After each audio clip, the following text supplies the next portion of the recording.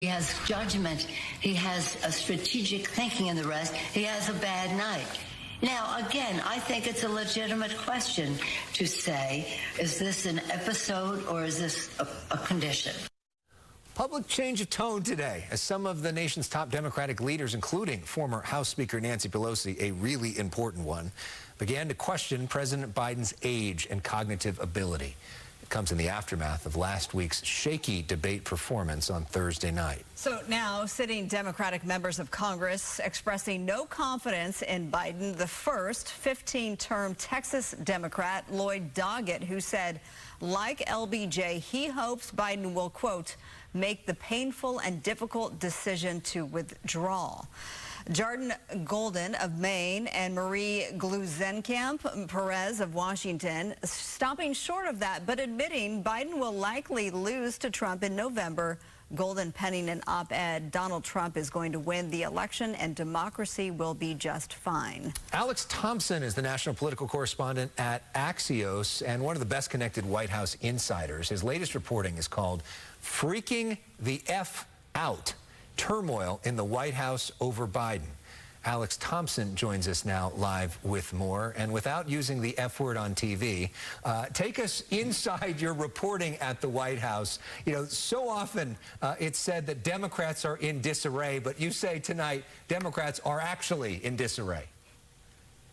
This is a party in complete chaos with no good options going forward. Essentially, you have a nominee that is severely wounded after that debate performance last week in which he could not complete sentences together. He had incredible, to be polite about it, senior moments that the Trump campaign could put $500 million of TV ads behind, and that could honestly perhaps be enough. Now, the Biden team does have the advantage of the fact that tens of millions of people in this country would vote for him at 110 years old over Donald Trump. I don't think it's within the, I think it's still within the realm of possibility that Biden could win this election. But the problem that he faces is that the performance raised a much deeper question beyond whether or not he can win. And it's whether or not he can actually do the job, not just 4 years from now, but 3 years from now, 1 year from now. And, to be honest, even now, the presidency is a 24/7 job. And the fact is that he did not seem with it at that debate. And so that is why you see this White House in chaos. I can tell you, I talked to dozens of people over the last few hours, or several hours, and they feel that senior leadership is just giving them talking points, that they have not heard a rational explanation for what happened to Joe Biden in that debate. They've heard the talking points of it was a cold, he'd been traveling, but they are not satisfied. Reporters are not satisfied. Donors are not satisfied, and Democratic lawmakers are not satisfied, and this is a presidency in crisis. Yeah, and that was reiterated over and over today in the hour-long briefing held by Karine Jean-Pierre, the first since the Thursday night debate. She was asked by every reporter in the room, and this is more than 50 minutes of questioning in this 60 minutes from all different publications and networks. What went wrong? Is he mentally fit? Her answer was that cold, and it was just a bad night. What is your reporting telling you? Do you think that, are you hearing that he will in fact be the nominee, or is somebody else like Kamala Harris, his VP, going to step in? I mean, Joe Biden is going to be in this race until the moment he is not. I mean, they are always going to maintain a posture of that he is not dropping out until the last possible moment. Now, there are two things that are going to change the calculus. At the moment, Joe Biden is not getting out of this race. Joe Biden has been thinking about being president since he is 8 years old. He is now 81. He is not going to go quietly. He is not going to go willingly.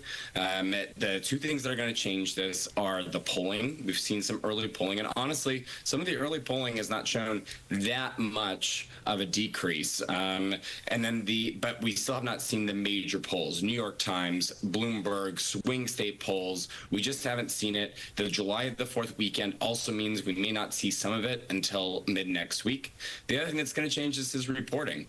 And the fact of the matter is, you saw the New York Times today report that some of these moments, these verbal slips, these sort of senior moments, had been happening happening behind the scenes going back months. There's going to be more reporting about what exactly Joe Biden's condition is. And the combination of those two things has a spiral. Now, Joe Biden is going to finally sit for an interview with George Stephanopoulos on ABC.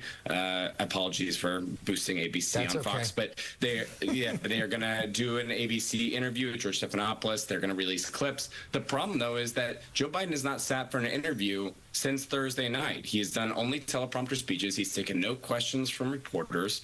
And to wait until Friday in this sort of news cycle where everything moves so fast has really perplexed many current and former White House advisors. Right, because the traditional thing you would do in this situation, if you have a bad night, and it really is just a cold, is you put your guy out there so he can show everybody that it was just a bad night. Answer all the questions from everybody. Go mix it up. Showcase that that was an aberration. And if you're not doing it, it leads a lot of people, Alex, to wonder, you're not capable of doing it. And if you're not capable of doing it, then should you be the nominee?